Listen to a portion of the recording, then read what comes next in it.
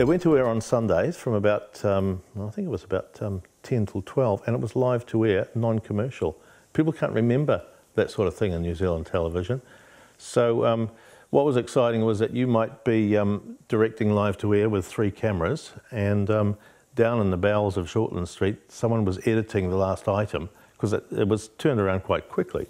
And as a director, someone would be talking into your ear and say, this is going to be the intro and it's going to be this long, and you would just seamlessly roll it in. And Gordon McLaughlin would have had the introduction spoken into his ear, and he'd just say it, and it all just happened. So it was very exciting.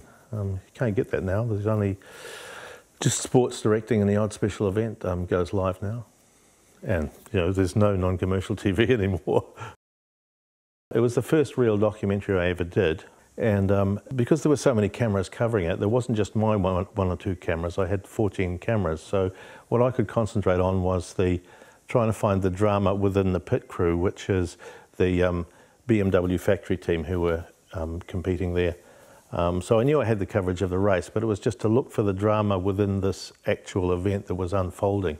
And that was a really great learning experience. And as often happened throughout my career, I just fell on my feet because there was a storybook ending, and they came first and second when it looked for a time that they were going to lose, or that Jim Richards or some other Antipodean hero was going to take it out. But occasionally I've looked back over the end credits of that documentary and get a real warm, fuzzy feeling. And so it was that documentary again that led me on to an interest in Bruce McLaren, Denny Hulme, and Chris Amon, and I went on to make Trio at the Top. I didn't know anything about gardening, and I think in one of the spin-off garden show books, in the introduction to it, Maggie says that she met this guy called John Milligan, who'd been a petrol head and knew nothing about gardening, but by the end of it she turned me into a gardener, and she actually has. Probably what was most satisfying was it was a bit like shooting fish in a barrel, because people had created this beautiful scene, and you just had to point the camera at it, and it made gorgeous pictures.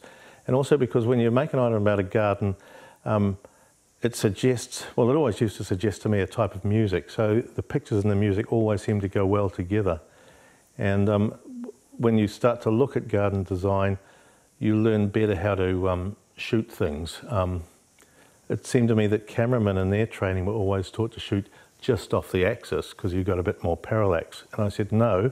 It's an Italian garden. Everything about this is symmetry. Shoot right down the middle of it. And then, it's like, a moving painting kind of thing.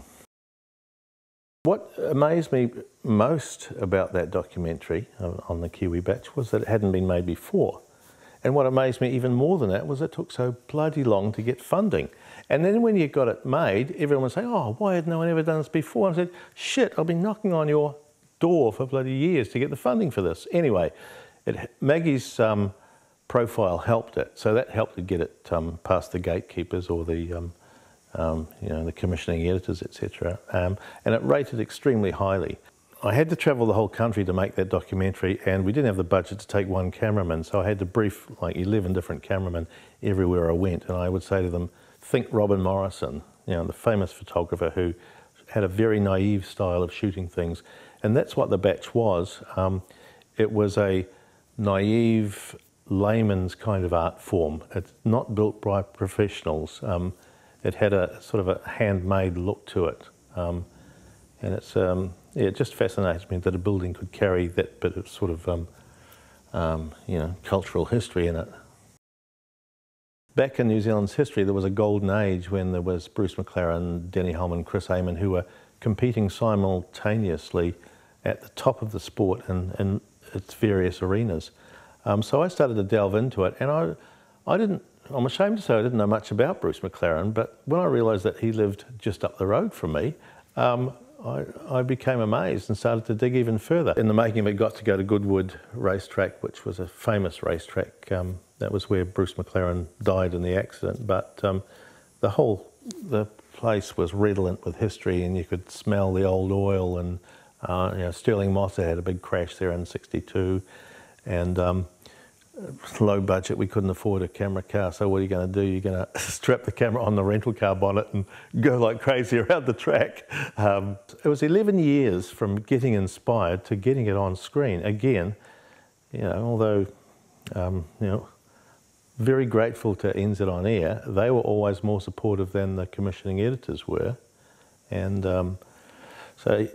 this was another case of having made the documentary, people said, why hadn't it been made before? Oh, God, it just to drive you crazy. That was very challenging, making that documentary, because it was not just telling a story, but you had to do convincing battle scenes, etc. And that's very hard to coordinate, and they're time consuming to do. So my cameraman of choice was a guy called Mike O'Connor, who's a well-respected DOP, and it was only because I'd worked so well with him and so often that we were able to get through the number of setups that we could, because we only had 2 days to shoot all the battle reenactments, and it rained for a large part of that. And I'd made all the props myself, and I was doing a lot of the armouring myself because I'd collected all the antique weapons and got them going. But that was a very rewarding documentary to make. The biggest challenge was convincing people that we did have an accent. And again, a lot of the research I did was not groundbreaking, but it was going into areas that people didn't know about. And I talked to a lot of very accomplished professors of linguistics, etc. And it was just fascinating to do. And now I'm continually listening to the way people speak all the time now. And it's just heightened my awareness of the way people speak. And again, I've got to say that it took so bloody long to get that thing funded and made. And it just, looking back on it now, it just seems incredible. That documentary has been the most recorded off air of any of my documentaries. An immense number of schools record it, and I've had people contact me from Canada who I'm doing a thesis on New Zealand English, or the colonial forms of English. And so, yeah, that's had a lot of impact. I'm glad I was in TV during the years when I was in it, because it's, and this is probably an old man talking, that it seems to have become cheaper somehow. There are no more Sir Kenneth Clarke civilizations. It's all, there's too much TV, that's part of the problem, and you're not getting superb things. Another thing that I like about having worked in TV in the time when I did was it actually meant something. And there's a famous quote from an American journalist called Edward R. Morrow, and he said that if television has the power to educate, to enlighten, to inform, and if it's not doing that, then it's just wires and lights in a box. And I think there's a lot of wires and lights in a box in television at the moment.